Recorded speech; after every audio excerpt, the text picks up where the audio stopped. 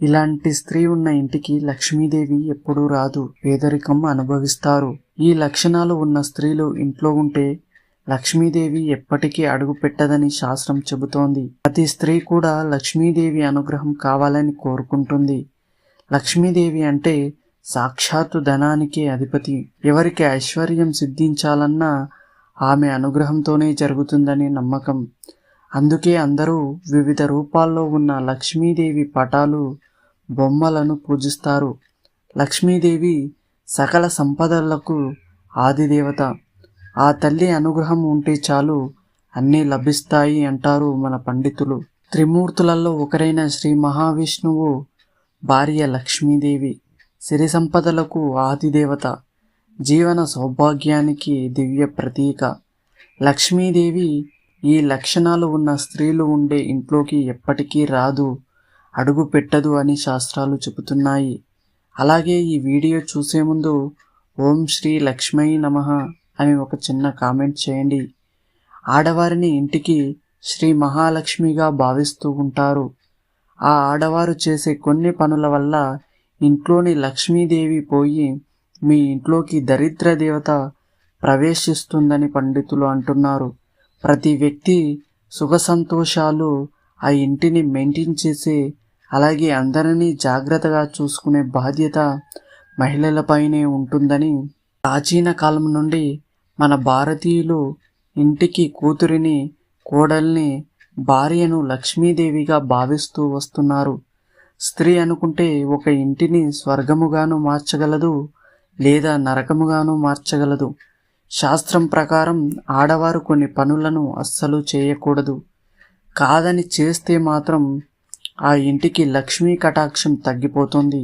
అంతేకాదు, ఈ తప్పులు చేసే స్త్రీ ఉన్న ఇంటికి లక్ష్మీదేవి రాదు, అడుగు కూడా పెట్టదు. ఈ లక్షణాలు ఉన్న స్త్రీ ఉండే ఇంటిని లక్ష్మీదేవి అస్సలు ఇష్టపడదు. మొదటిగా, ఏ ఇంట్లోని ఆడపిల్ల అయితే కాలితో చీపురును తొక్కుతుందో లేదా తన్నుతుందో ఆ ఇంటికి లక్ష్మీదేవి రాదు.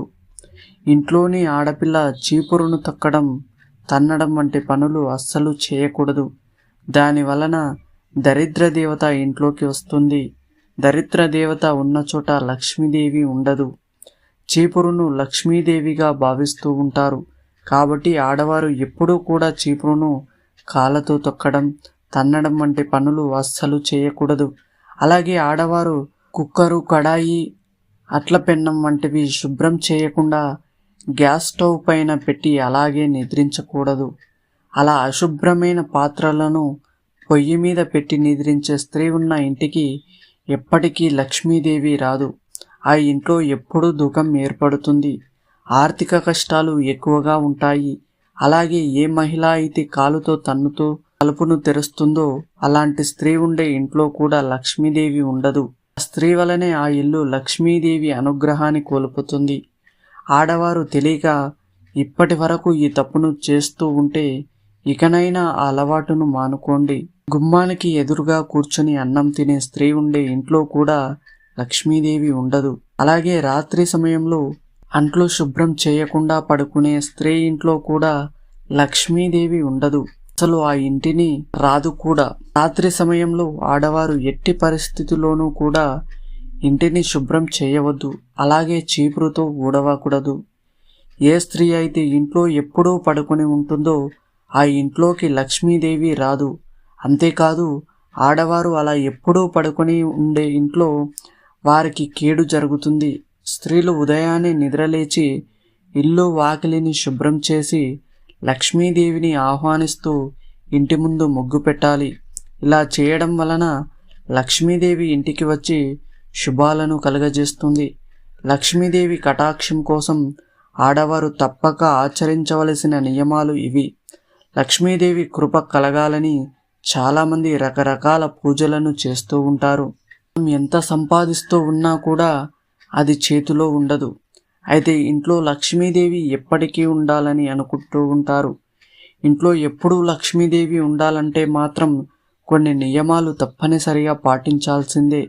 అవి ఖచ్చితంగా అమలు చేస్తేనే ధనలాభం కలుగుతుంది, మీ చేతి నిండా డబ్బు ఉంటుంది, మీరు పట్టిందల్లా బంగారం అవుతుంది. డబ్బు కావాలని ఎవరికి మాత్రం ఉండదు. లక్ష్మీ కటాక్షం కోసం ఎదురు చూసేవాళ్ళు ఎంతోమంది ఉంటారు. కోటి కోసం కోటి విద్యలు అన్న విధంగా డబ్బుల కోసం కూడా ఎన్నో రకాలుగా ప్రయత్నిస్తూ ఉంటారు. డబ్బు సంపాదించడానికి మనిషి నిరంతరం పోరాడుతూనే ఉంటాడు. నిజానికి లక్ష్మీ కటాక్షం అంటే డబ్బు ఎక్కువగా ఉండడం మాత్రమే కాదు, మనిషికి డబ్బు ఎంత అవసరమో ఆ డబ్బును ధర్మం, న్యాయ మార్గాల్లో సంపాదించడం కూడా అంతే ముఖ్యం. లేదంటే మనిషికి మనశ్శాంతి అనేది కరువవుతుంది. డబ్బును కష్టపడి సంపాదిస్తే కలిగే తృప్తి వేరు. అంత కష్టపడి సంపాదించిన డబ్బు నిలవకపోతే చాలా సమస్యలు ఎదురవుతూ ఉంటాయి. ఆ సమస్యల నుంచి బయటపడాలంటే లక్ష్మీదేవి కృప మన మీద పుష్కలంగా ఉండాలి. లక్ష్మీ కటాక్షం ఆడవారి ప్రవర్తన వల్ల సిద్ధిస్తుంది అంటే నిజమనే చెప్పవచ్చు. స్త్రీలు ఇంటిని ఎప్పుడు శుభ్రంగా ఉంచడం, ఎప్పుడూ లక్ష్మీదేవిలా ప్రసన్నంగా కనిపించడం, ఇలాంటి వాటి వల్ల ఇంటికి ఎంతో మంచి జరుగుతుంది. ప్రతిరోజు ఉదయం పాలు కాయడంతోనే ఆడవారు రోజును ప్రారంభించడం చేస్తారు. అయితే పాలు కాచే సమయంలో ఒక చిన్న పని చేయడం వల్ల వచ్చిన డబ్బు మీ ఇంట్లో నిలుస్తుంది అని పండితులు చెప్తున్నారు. లక్ష్మీదేవి పాల సముద్రం నుండి ఉద్భవించింది. దానివల్ల లక్ష్మీదేవికి పాలు అంటే చాలా ఇష్టం. అంతేకాక పాలు ఆవు నుండి రావడం వల్ల పాలను లక్ష్మీ స్వరూపంగా భావిస్తారు. అందువల్ల ప్రొద్దున్నే పాలు కాచే ముందు పొయ్యిని శుభ్రపరిచి పొయ్యి కింద తడి క్లాతుతో శుభ్రం చేసి బియ్యపిండితో ముగ్గు వేయాలి. తర్వాత పొయ్యికి పసుపు కుంకుమ బొట్లు పెట్టాలి. ఆ తర్వాత అగ్నిదేవుని నమస్కరించి ఆ తర్వాత పాలను కాయాలి. ఒకవేళ పాలు పొంగితే అందులో 2 బియ్యపు గింజలను కూడా వేయాలి. కాచిన పాలు చల్లారడానికి మూత మాత్రం తీయకూడదు. ఎందుకంటే ఇంటిలో ఉన్న డబ్బు కూడా ఆ ఆవిరిలా ఆవిరైపోతుంది. ఏ ఇంట్లోని ఆడవారైతే పాలు కాచే ముందు ఈ నియమాలను పాటిస్తారో ఆ ఇంట్లో అంతా మంచే జరుగుతుంది. లక్ష్మీదేవి కటాక్షం కలిగి ఆర్థిక బాధల నుండి బయటపడవచ్చు. అంతేకాకుండా అలాంటి ఇంట్లో ఎప్పుడూ సంతోషం, ప్రశాంతత ఉంటుంది. స్త్రీలు ప్రతిరోజు ఈ పనులు చేస్తూ మేము చెప్పిన నియమాలు పాటిస్తే చాలు ఆ ఇల్లు లక్ష్మీ నివాసంగా మారుతుంది. లక్ష్మీదేవి ఆ ఇంటిని వదలమన్నా వదలదు. పేదరికం అనేది ఆ ఇంటి దరిదాపుల్లోనికి కూడా రాదని శాస్త్రాలు చెబుతున్నాయి. ఇల్లు లక్ష్మీ నివాసంగా మారాలి అంటే ఇంట్లోని ఆడవారు అనగా గృహిణీలు కొన్ని నియమాలను తప్పనిసరిగా పాటించాలి. అంటే కొన్ని పనులు చేయాలి, కొన్ని పనులు చేయకూడదు. మొదటి నియమం ఏమంటే మన సనాతన ధర్మం ప్రకారం సూర్యోదయం సూర్యాస్తమయం సమయంలో పొరపాటున కూడా నిద్రించకూడదు. స్త్రీలే కాదు పురుషులు కూడా ఆ సమయంలో నిద్రించకూడదు. అలా ఎవరైతే నిద్రించకుండా ఉంటారో వారి ఇల్లు లక్ష్మీ నివాసంగా మారుతుంది. అలాగే ఉదయం 5 గంటల కల్లా నిద్రలేవాలి. 7-8 గంటల వరకు లేదా బారెడు పొద్దెక్కే వరకు ఏ ఇంట్లోని వారైతే నిద్రిస్తూ ఉంటారో ఆ ఇంట్లో లక్ష్మీదేవి ఉండదని శాస్త్రాల్లో చెప్పారు. అదేవిధంగా సాయంకాలం 5 నుండి 7 గంటల మధ్యలో స్త్రీలు పురుషులు పొరపాటున కూడా నిద్రించకూడదు. అప్పుడే ఆ ఇంట్లో లక్ష్మీదేవి స్థిరంగా నివాసం ఉంటుంది. ఇక రెండవ నియమం ఏమంటే ఉదయం నిద్ర లేవగానే 2 చేతులను చూసుకొని కరాగ్రే వసతే లక్ష్మి, కరమధ్యే సరస్వతి, కరమూలే స్థిత గౌరీ, ప్రభాతే కరదర్శనం అని మన చూసుకొని చదివి ఆ తర్వాత బయటకు వచ్చి లక్ష్మీదేవి చిత్రపటాన్ని చూడాలి. తక్షణమే మనం వాడిన బెడ్షీట్ని మరియు దుప్పటిని ఒకసారి విదిలించి నీటుగా మడత పెట్టుకోవాలి.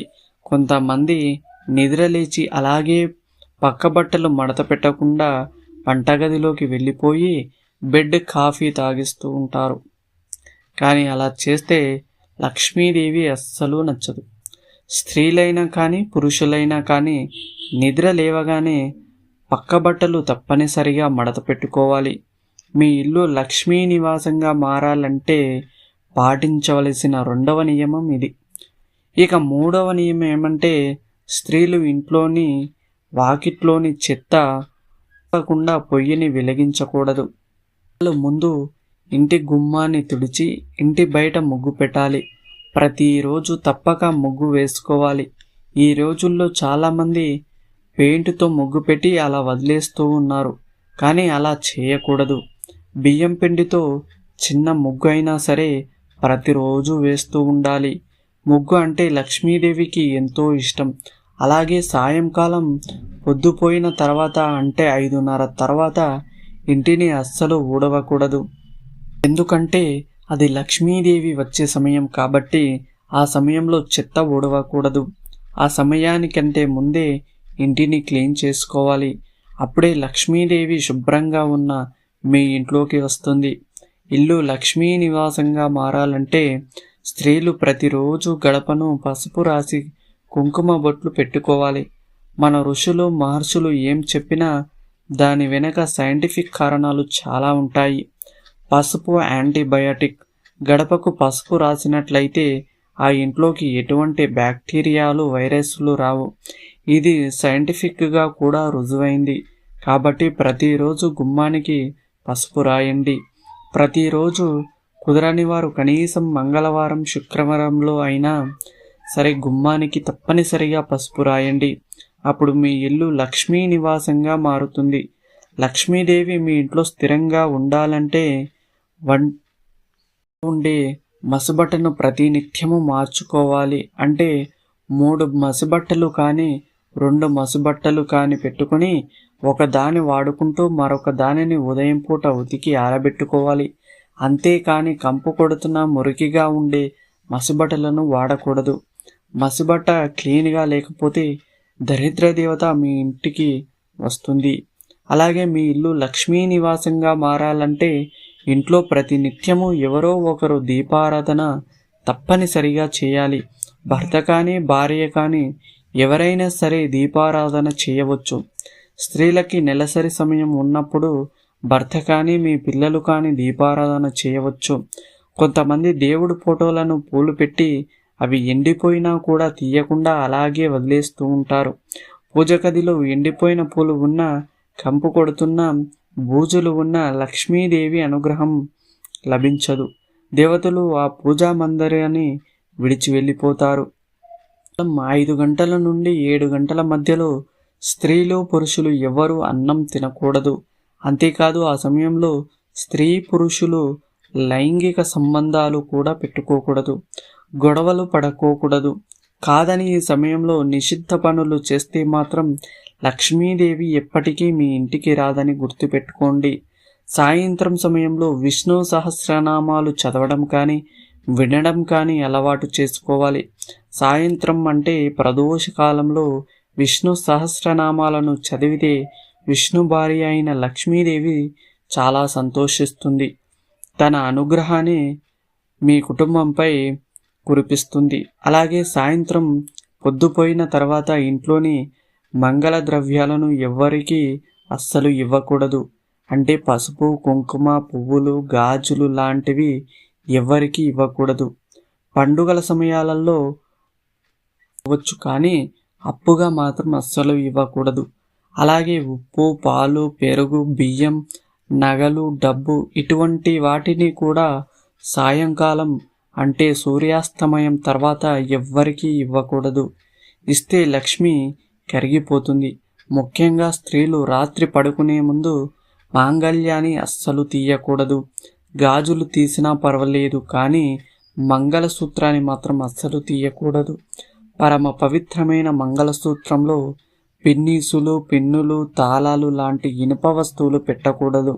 ఇలా పెడితే మీకు మాంగళ్య దోషం కలుగుతుంది. లక్ష్మీ అనుగ్రహం కూడా తగ్గిపోతుంది. స్త్రీలు వారు ధరించిన గాజులను, పూలను వేరే వారికి పంచిపెడితే లక్ష్మీదేవి ఆగ్రహానికి గురవుతుంది. ఆడవారు గాజులు ఎక్కువగా వేసుకున్నప్పుడు చెల్లెళ్ళకో తోడుకోడళ్లకో నా దగ్గర ఎక్కువగా గాజులు ఉన్నాయి, నువ్వు 2 వేసుకో అని తమ చేతికి ఉన్న గాజులను తీసి వేరే స్త్రీలకు ఇస్తారు. కానీ అలా పంచి పెట్టకూడదు. మనం తలలో పెట్టుకున్న పూలను కూడా మళ్ళీ తీసి వేరే వారికి పంచకూడదు. అలా ఒళ్ళు తుడుచుకున్న టవల్ని వాకిలి ముందు ఆరవేయకూడదు. చెప్పులు వదలకూడదు. శుక్రవారం, మంగళవారం రోజుల్లో గోర్లు, జుట్టు కత్తిరించకూడదు. ఆడవాళ్ళు ఇంట్లో జుట్టు విరబూసుకుని తిరగకూడదు. ఇంటికి ఎదురుగా కాలు చాపుకొని కూర్చోకూడదు. గుమ్మం మీద తల పెట్టుకుని నిద్రించకూడదు. పడుకునే మంచం మీద అన్నం అస్సలు తినకూడదు. అంతేకాదు, మంచం మీద బంగారం కానీ, డబ్బులు కానీ, మంగళ ద్రవ్యాలు కానీ అస్సలు పెట్టకూడదు. మీ ఇల్లు లక్ష్మీ నివాసంగా మారాలంటే ఈ నియమాలన్నీ కూడా తప్పనిసరిగా పాటించాలని శాస్త్రాలలో చెప్పి ఉన్నారు. ఈ నియమాలన్నీ మీ అందరికీ తెలిసినవే అయినా ఒకసారి గుర్తు చేస్తున్నాము అంతే. తెలియని వారు ఎవరైనా ఉంటే ఇప్పుడైనా సరే తెలుసుకొని ఈ నియమాలను పాటిస్తే తప్పకుండా మీ ఇల్లు లక్ష్మీ నివాసంగా మారుతుంది. పేదరికం రానే రాదు. అలాగే ఇప్పుడు లక్ష్మీదేవి రుక్మిణీదేవితో ఏం చెప్పిందో విందాం. ఒకరోజు వైకుంఠంలో ఉన్న లక్ష్మీదేవి మందిరానికి రుక్మిణీదేవి వెళ్ళింది. ఇద్దరూ పరస్పరం తారసపడ్డారు. పలు అంశాలపై చర్చించుకున్నప్పుడు రుక్మిణీదేవి లక్ష్మీదేవిని ఒక విషయం అడిగింది. నువ్వు ఎలాంటి మహిళల వద్ద ఉండటానికి ఇష్టపడతావు? ఏ స్త్రీ అంటే నీకు ప్రియమైన వారుగా ఉంటారు? నీకు ప్రీతిపాత్రంగా ఉండటానికి ఆడవాళ్ళు ఏం చేయాలి అని రుక్మిణీదేవి లక్ష్మీదేవిని అడుగుతుంది. అప్పుడు లక్ష్మీదేవి చిరునవ్వు నవ్వి, నాకు ఎలాంటి స్త్రీలు ఇష్టము అంటే తన స్వామి పట్ల అచంచల భక్తి ఉన్నవారిని నేను ఎప్పటికీ వదిలిపెట్టనని చెప్పింది. అంతేకాదు, సమస్త గుణాలు ఉన్ననా గౌరవించని స్త్రీలను నేను తిరస్కరిస్తానని చెబుతుంది. అలాంటి వారిని నా దగ్గరకు రానివ్వనని వెల్లడిస్తుంది. అలా వేరే వారిని దయతో క్షమించేవారు దగ్గర నేను ఎల్లవేళలా ఉంటానని లక్ష్మీదేవి చెబుతుంది. అలాగే ఎప్పుడూ నిజం చెప్పేవారు, మోసం చేయని వారు అంటే తనకు ఎంతో ఇష్టమని, అలాగే ఇతరులను బాధ పెట్టేవారిని ఏమాత్రం ఇష్టపడనని చెబుతుంది. పవిత్రంగా ఉండి నిర్దిష్టమైన నడవడిక కలిగి దేవతలను, బ్రాహ్మణులను పూర్తి గౌరవాలతో చూస్తే స్త్రీలు, పతివ్రతలు అయిన స్త్రీలు అంటే నాకు ఇష్టమని లక్ష్మీదేవి వెల్లడిస్తుంది. అతిథులను గౌరవించే స్త్రీల దగ్గర నేను ఎప్పుడూ ఉంటానని లక్ష్మీదేవి రుక్మిణీదేవితో చెబుతుంది. కాబట్టి మీ ఇల్లు లక్ష్మీ నివాసంగా మారాలంటే స్త్రీలు మేము చెప్పిన నియమాలను తప్పనిసరిగా పాటించి తద్వారా లక్ష్మీదేవి అనుగ్రహాన్ని పొంది అష్టైశ్వర్యాలతో సుఖ సంతోషాలతో హాయిగా జీవించండి. ఈ వీడియో కనుక మీకు నచ్చినట్లయితే ప్లీజ్ లైక్ చేసి మీ ఫ్రెండ్స్కి షేర్ చేయండి. అలాగే మా కొత్త వీడియోస్ మీకు వెంటనే చేరాలంటే మా ఛానల్ని సబ్స్క్రైబ్ చేసుకుని పక్కనే ఉన్నటువంటి బెల్ ఐకాన్ని ప్రెస్ చేయండి. ధన్యవాదములు.